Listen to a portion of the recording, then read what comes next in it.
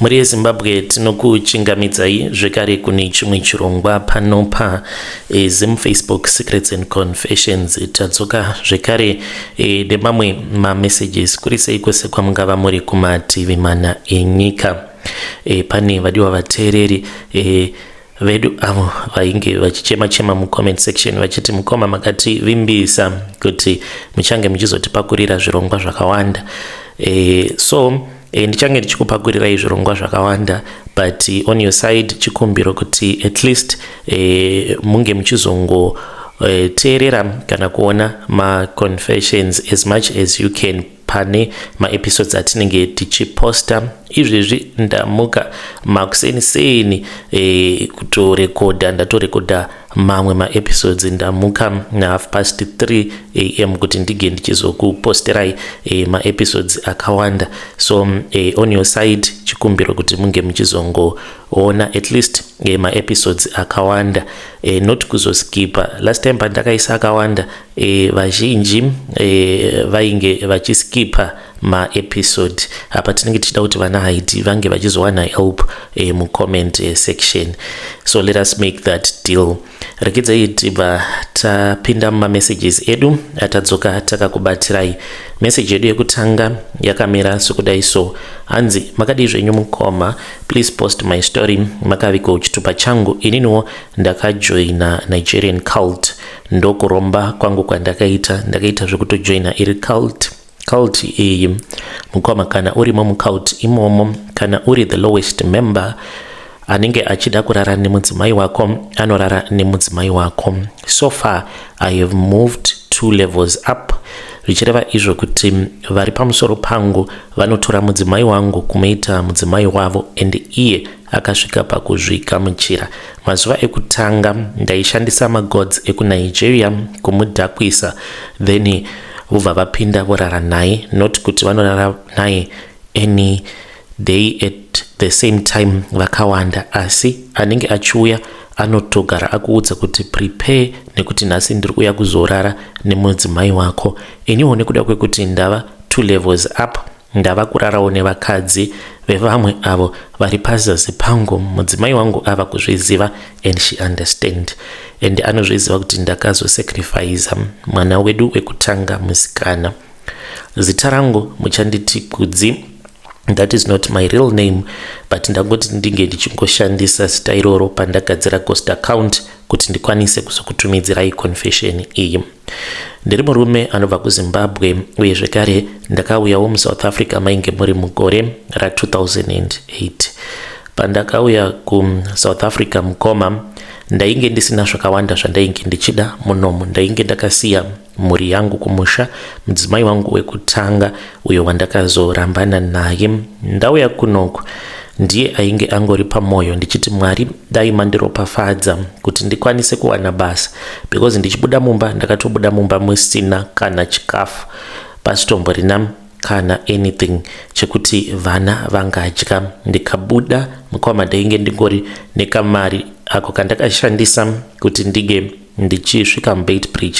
Ndava muBeitbridge ndakazongoitawo rombo rakanaka, ndikabva tachizosanganawo nevamwewo vakomana ava vakandiudza kuti vainge vachida kuyambuka kuti vange vachizouya kuSouth Africa. Ndikakwanisa kuyambuka navo, even though tiine maproblems avo atakasangana nawo pakati, kubatwa nemaguma, but Mwari vainge vakatichengetedza zvavo, tikakwanisa kuzowana basa pane rimwe prazi apo painge pachiita zvekurimwa madomasi. Saka ndava kushanda kudaro. Ndainge ndagara ndiri makanika pandainge ndiri kuZimbabwe, asi nhau yainetsa ndeyekuti mapepa ndipo painge pasina, ende varungu vemaprazi kana akatozviona kuti basa unogona but hauna mapepa anokuswededza pedo naye, but iye anenge asina mari yakawanda yaanenge achikupa, because anenge achiziva kuti hakuna kwaunoenda. Mukoma nachi ndakaramba ndiri munhu wekushanda mumaprazi kusvikawo mudzimai wangu ava kutopota achitouyawo achitombogara odzokera zvake kumba nemagroceries nezvandinenge ndaunganidza. Vamwe vainge vava kutoreswa mapemiti asi murungu ainge asingadi kunditoresa permit. Ndakazongoudzwa neumwe woforomani uyo akati murungu ainge akati handidi kutoresa kudzi permit nekuti maziviro aanoita basa ndinotya kuti anokwanisa kuzosiya basa akaenda akanoshanda samwe. Ndakabva ndatoziva kutoti ndokusaka ndainge ndichiramba ndakangotsikirirwa nemurungu because iye ainge achitondiona sekunge ndainge nditori kachipoko kake kaanoshandisira mahara. Ndakazoenda kumba. Ipapo ndakaenda kumba ndisina kuudza mudzimai, ndainge ndatongoboyekana nezvandainge ndaudzwa. Sezvo ndainge ndiine kamari, ndakabva ndati ndava kuenda kumba kuti ndige ndichinonotora passport then ndosudzoka hangu zvakanaka ndobva ndachizoenda kuJoburg kunoko kwandava. Pandakaenda kumba mukoma handina kuudza mudzimai. Ndakangokaruka ndasvika pamba ndokutobata mudzimai wangu akatovharirana nasabhuku mubedroom. Ndakabatikana ndikarovana nasabhuku. Mudzimai akatiza akaenda kumba kwavabereki vake.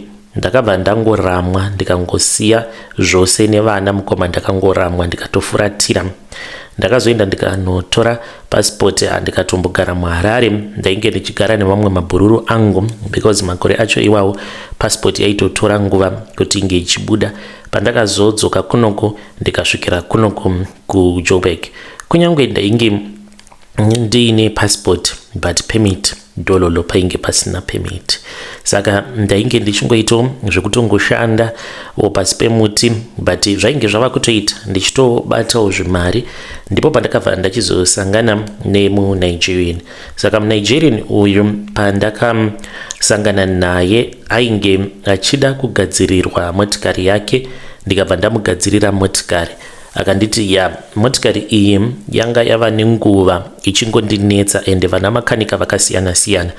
Ndanga ndichivapa motikari but vachiitadza kuigadzira.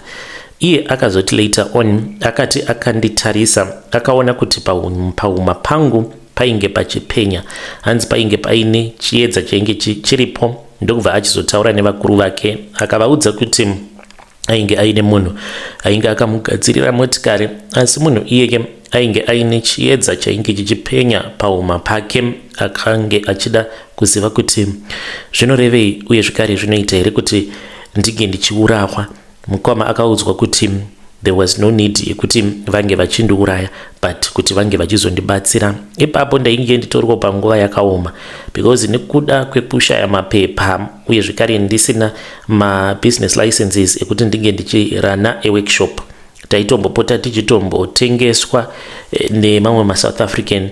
Pagaraji pedu painge pari padhuze nepagaraji pemamwe maLawians. Vainge vaine godo risingaite. Vainge vasingatombodi kuona umwe muforena uyo anenge aine garaji rake mudhuze negaraji ravo. Saka vaitongokutengesa kumapurisa. Mapurisa obva atouya obva watosungwa paya. Saka izvi zvakaitika too many times until ndichizonosangana naye muNigerian uyu. Saka akandiudza kuti aitokwanisa kutondipa motikari dzakawanda dzekuti ndige ndichidzigadzira.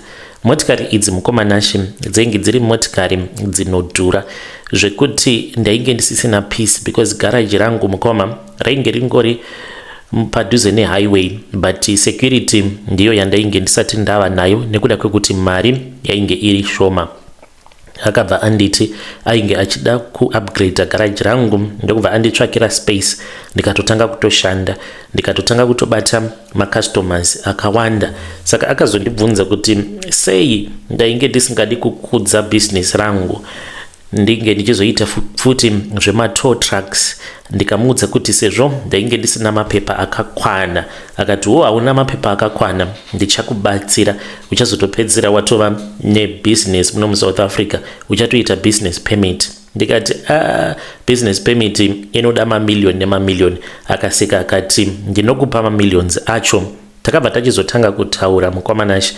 Mukutaura kwatainge tichiita he then invited me to his church. Akandiudza kuti iye ainge achinamata kune imwe church but church yacho it is only by invite. Ndiko kainge kari kekutanga muupenyu hwangu kunzwa zvichinzi kune kuchechi kwekuti kana ukaenda ikoko pasina invite havakutendedze kuti unge uchipinda mumapremises echechi. Ndikati inenge ichiri chechi here? Ndakatotaura naye ndichitoseka kuti zvino inenge ichiri chechi here yekuti unongopinda mumapremises echechi only by invite. Akanditi chechi yedu ndo zvairi and I am inviting you to fellowship with us. Kubvuma kwandakaita mukomanashe ndakabvuma nekuda kwekuti munhu uyu ndainge ndava kushanda ndiye ainge achiri kundibhadharira marentals. Of course ainge akandiudza kuti he wanted to be part of the business, saka tainge tava sort of like ma business partners, but ndainge ndichishandisa ma financial resources ake. Saka paakati I am inviting you to our church, kuti ndinge ndichiramba ndakaona sekunge zvainge zvisingaiti. Ndikati pano ndava kutongoita zviripo, ndotongoenda kuchechi kwemurume uyu ndomboona kuti kwakamira same. Plus ainge akandivimbisa kuti kana ukatanga kunamata nesu uchawana maclients akawanda kudarika zvauri kuita izvi. Akati zvekare kuchechi kwedu kutori nelevel rekuti vanhu vepazasi havatendedzwi kuti vange vachinamata nesu. Akati kunongowanikwa ma businessmen and women only ndo vanongotendedzwa kuti vange vachinamata vari muchechi imomo. Ndikati zvinoreva kuti ndava kutopfumaka. Saka akabva achizondiudza kuti kuchechi uku kana ndava kuendako ndaifanira kuti ndinge ndichizotsvaka mukadzi.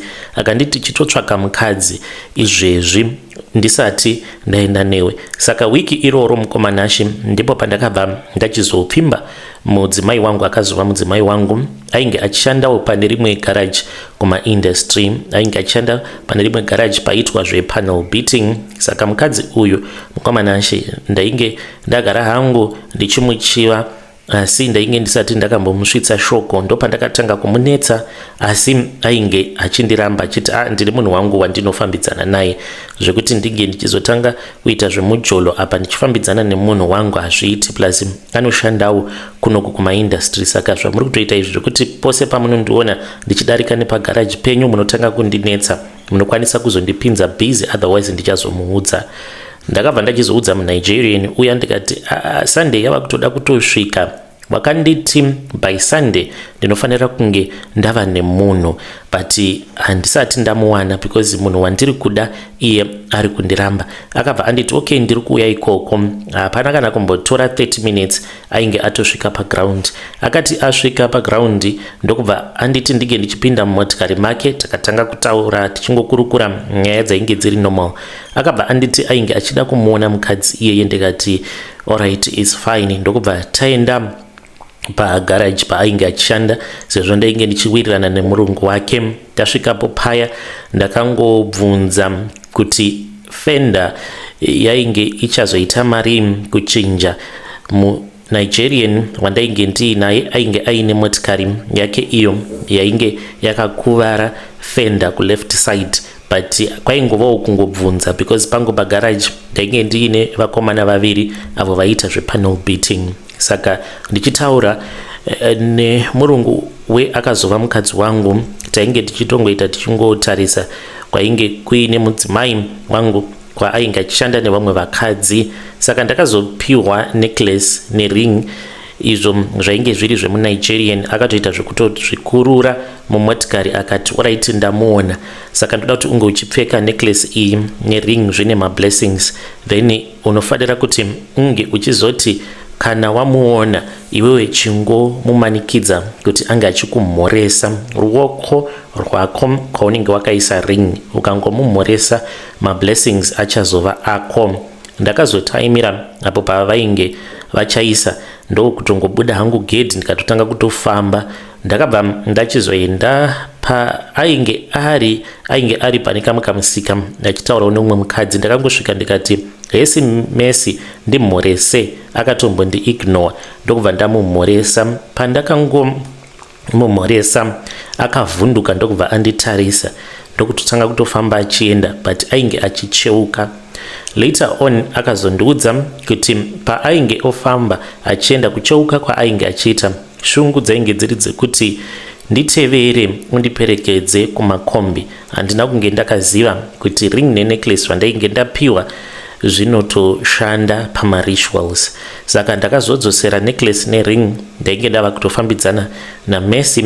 Chiitiko chakandishamisa because zuva rinotevera Mercy handina kumuona pavainge vachaisa, asi kuzvi 7-7 ndo pandakazonzwa pagedhi painge paine munhu ainge achinoka. Ndokubva ndaenda kunovhura gedhi ndikaona ari Mercy, akabva anditi ndasiyiwa nemakombi. Ndakangoseka zvangu mumwoyo ndikati makombi mujoni anopera here. Ndikabva ndamuti pinda zvako, kwava kuvhara gedhi. Ndikatomubata ruoko, haana kana kumboramba. Tikatoenda mumba akageza, tikatoita mukadzi nemurume. This happened before Sunday. Ndakazosara ndoenda kuchechi, ndainge ndatova nemudzimai. Ndichinosvika kuchechi ndakanzi ndaifanira kuti ndinge ndichinyora zita rake. Ndakabva ndachizonyora zita rake pasi ndikati uyu ndiye mukadzi wangu, even though ndisati ndachata naye, ndisati ndamubvisira, but ndiye mukadzi wangu. Ndakamunyora zita rake pabepa rered. Bepa iroro rered rinoiswa mucoffin.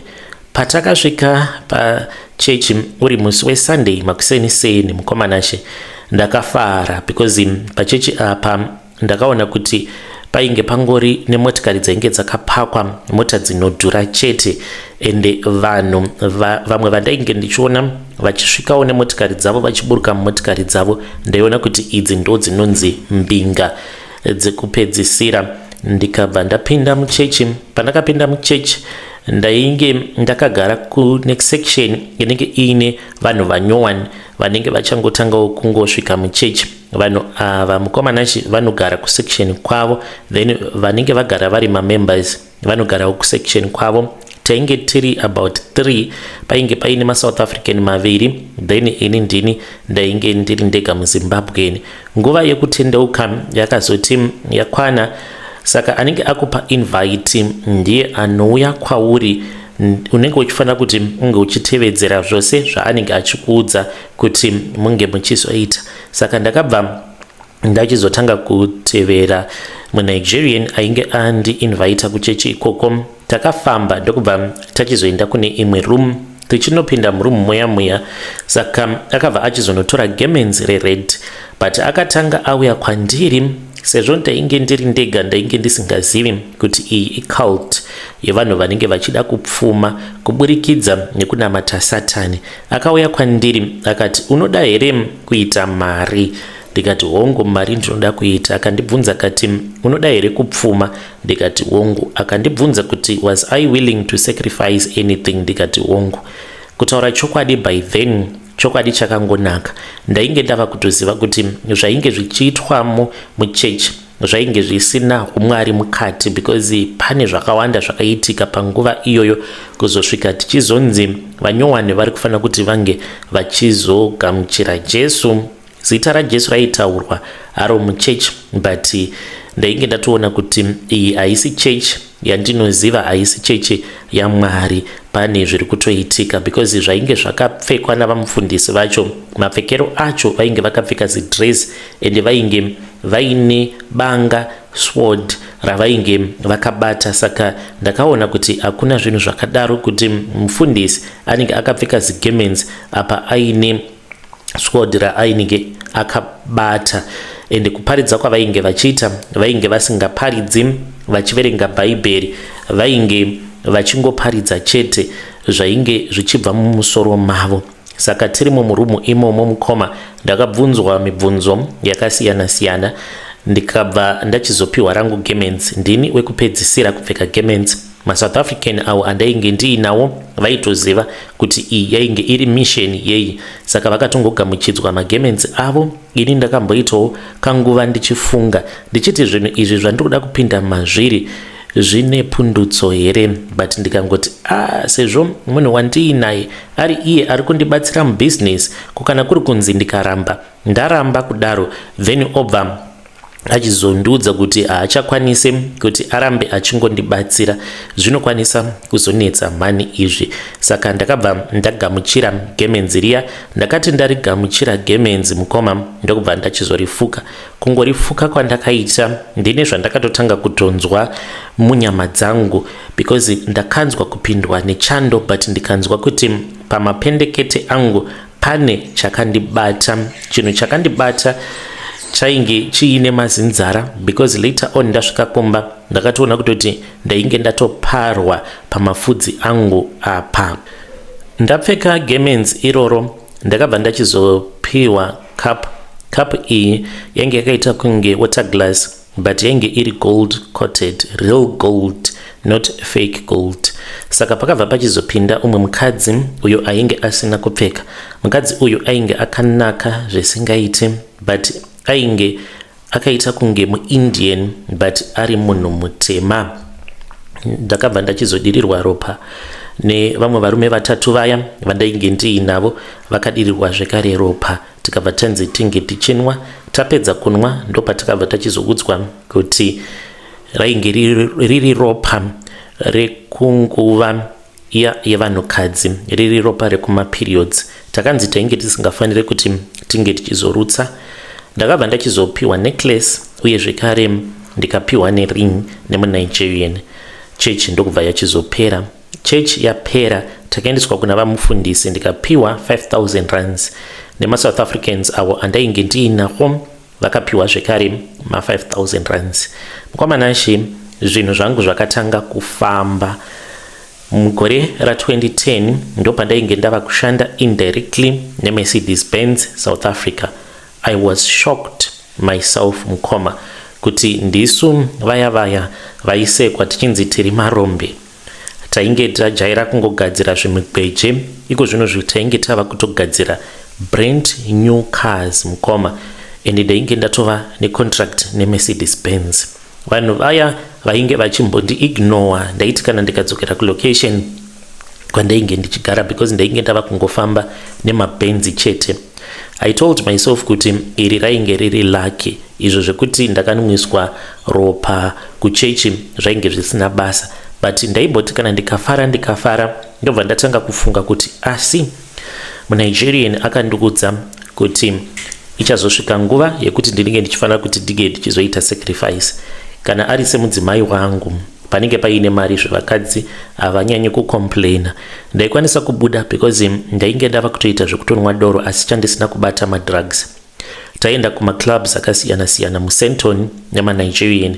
Ndaiti ndasvika kokuclub ikoko ndaiona maNigerian vakaunganirwa neavo amunoti maslay queen maSouth African. Tiri kana 3 tiine vasikana vechidiki, usually 18-19, vanenge vakanaka, wife material chaiyo, zvekuti varume vanozovaroora I feel sorry for them, because achitofamba unotoona kuti this is wife material, but vanongoraramira kuti vange vachifadza mbinga, kunyange vasingazvizivi kuti mbinga idzi anenge atori madevil worshippers. Taiti tikatorana nevasikana vedu vari 10 kudaro toenda zvedu kupenthouse ye umwe muNigerian uyo ainge achigara muSenton. Tainwa, taifara, vaita zvemadrugs. Unenge uchingorara nemunhu waunenge uchinzwa kuda panguva yacho iyoyo, kuti apa ndiri kuda kuti ndinge ndichirarana nhingi. Zuva rakange riri zuva rakandikatyamadza randisingakanganwe, zvekuti kuri kudzokera kuchikoro ndikanzi nyora zuva rausingakanganwe zvekare, zuva randisingafi ndakakanganwa ndiroro mukomanashe. Ndakafonerwa ainge ari makuseni-seni, ndainge nditori neshipment yandainge ndakamirira. Taiva tiine imwe Benz iyo yatainge tatoorder maparts ayo straight from Germany, yainge yatinetsa Benz iyoyo.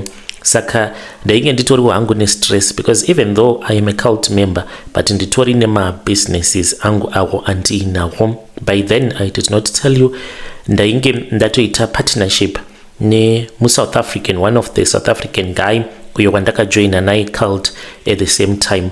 Akazoshayika ndikazosara ndiri the sole business owner. South African uyu ainge ari muxhosa akafa mushure mekunge aramba kusacrifice amai vake. Akanzi wakabvuma wani kuti uchaita a final sacrifice, akaramba akati handikwanisi kusacrifice amai vangu. Iye ainge achiti amai vake vakarumwa nenyoka paainge achiri mwana mudiki. Vakarumwa nenyoka, asi ndiye aifanira kuti ange achirumwa nenyoka.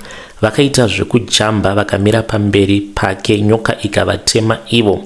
Saka vainge vasisina gumbo, nekuti pavakazoendeswa kuchipatara vakabva vachizonobviswa gumbo. Saka vaitofamba newheelchair kana kuti nemacrutch.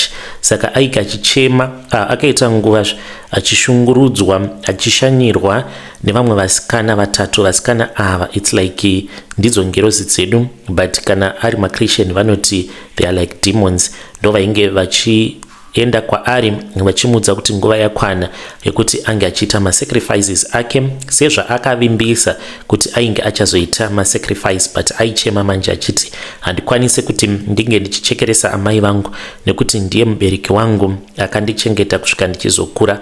Saka kuramba kwaainge achiita akabva achizoita accident. Mbinga zhinji dzinofa nemaaccident, munozviziva wani. Ndokufa ndikasara ndiri sole business owner wekambani yedu, and by then tainge tava kuita zvematenda. Nanhasi uno tichiri kuita zvematenda.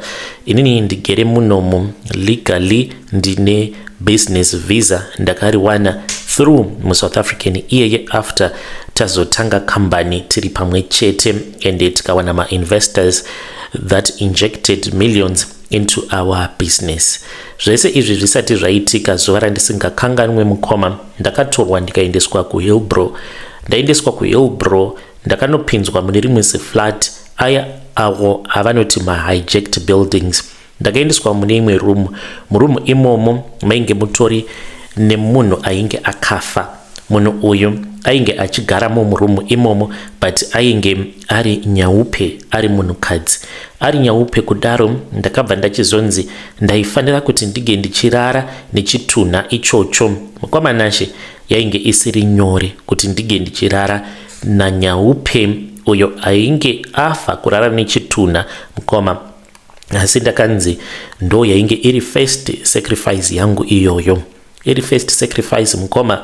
Pane zvandakanzi ndige ndichizoita after ndabva mukurara nechitunha. Nyaupe uyu ainge ari munhukadzi. Ndakakurura zvipfeko zvangu ndokubva ndachizotanga kurara naye, but ndainge ndichitoeredza misodzi because munhu uyu ainge atova ne almost 2 days mushure mekunge afa. Ndapedza kurara naye ndakanzi ndainge ndisingafanire kuti ndinge ndichizogeza, ndaifanira kuti ndige ndichienda kunorara nemudzimai wangu. Kurara kwandakaita nemudzimai wangu, nhumbu ndopa yakazobatira yemwana wangu musikana uyo akanzi ndiye ainge achazova my blood sacrifice. Mukoma ndakanzi ndaifanira kuti ndige ndichita mazuva ndisingazvitarise muglass. Ndaiti kana ndikadarika nepanenge paine glass ndaitsikitsira. Ndakaita 3 days ndisingaende kubasa, ndichingobaya foni ndichitaura nevakomana kugarage because tainge tatova nedealership. Ndakaita 3 days mukomanashi ndichingorarama nekunwa derere. Mudzimai wangu ndichimudza kuti handisi kunzwa zvakanaka. Saka ndo miko dzandakanzi ndaifanira kuti ndinge ndichitevedzera miko idzodzo. Mwana wangu akazoti azvarwa ndo pandakaona kuti life manje mahwane, because vakandiudza kuti mwana wangu ndaifanira kuti ndinge ndichizomuita sacrifice. Zvainge zvakaoma mukoma. Ndakatora mwana ndikabuda nemwana ndichita sekunge ndikuenda naye kumall sezvandainge ndagara hangu ndichingoita. Ndakabuda nemwana then I drove to Senton uko kwainge kuchimbogara umwe mukuru wedu.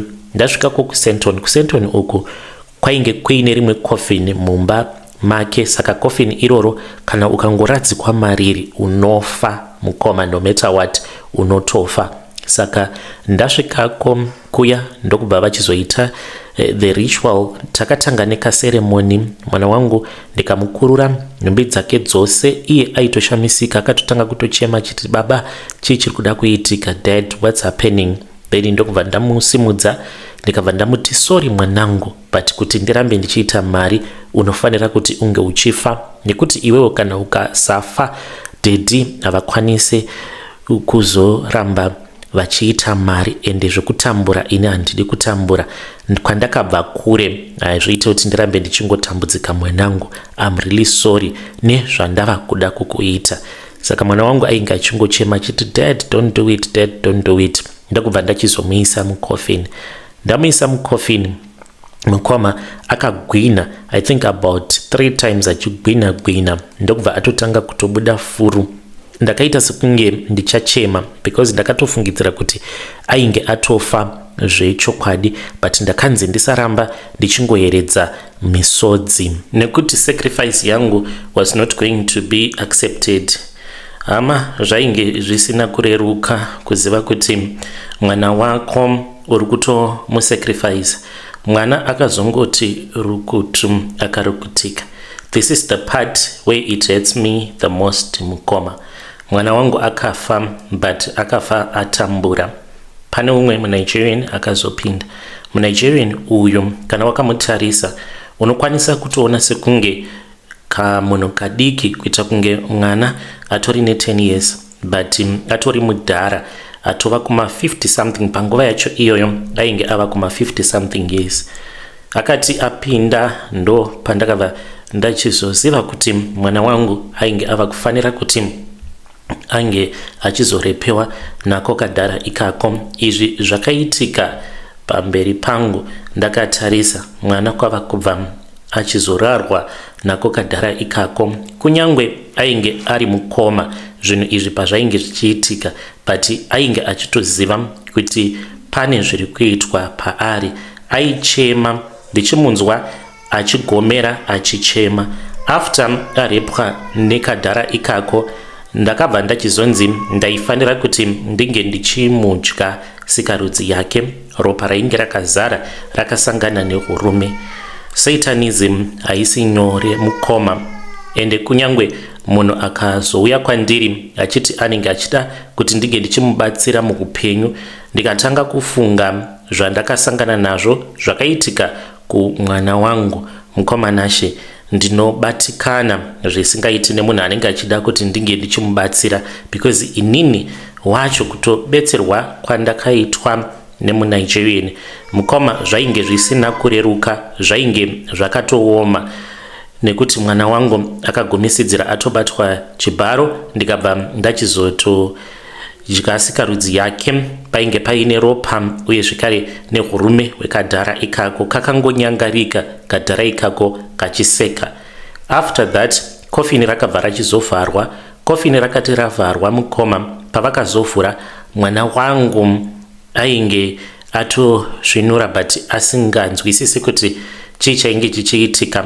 Vakatora mushonga uyo wavakazodza pakati pemakumbo ake kwava kutopora, ainge asingacharwadziwi. Ndakamutora ndokubva ndachizoenda naye kumotikari kwangu. Pandakaenda naye kumotikari aigomera, but takangoti tava mutown. Pandakati ndoda kuenda newe kumall, ainge ava kutofara, asi ainge achiti daddy, pane zvamboitika, ndine hope dzandarota, kasi ndanga ndakarara mumotikari. Ndikamuti eye, wanga wakarara mumotikari. Kusvika achizofa, ndaiti kana akaita sekunge anenge ava kuda kurangarira, akauya kwandiri achiti dad, that day when we went to the mall, ndaibva ndatongotora ring yangu ndobva ndatanga kuikwiza. Aibva ati I have already forgotten. Obva atotora tablet rake ototanga kutotamba magames. Akazongomuka akafa mwana wangu. Amuka akafa kudaro, ndokubva ndachizonogadzika ring pachipfuva chake. Ndikabva ndachizoibvisa. Zvose izvi mudzimai ainge asingazvizivi, asi mukadzi akazosvika pakuzviziva kuti ndo zvandakaita izvi, mukoma. Fast forward, ndakabva ndachizowana tenda. It was something that I never imagined. Ndakawana tenda, tinoita road maintenance.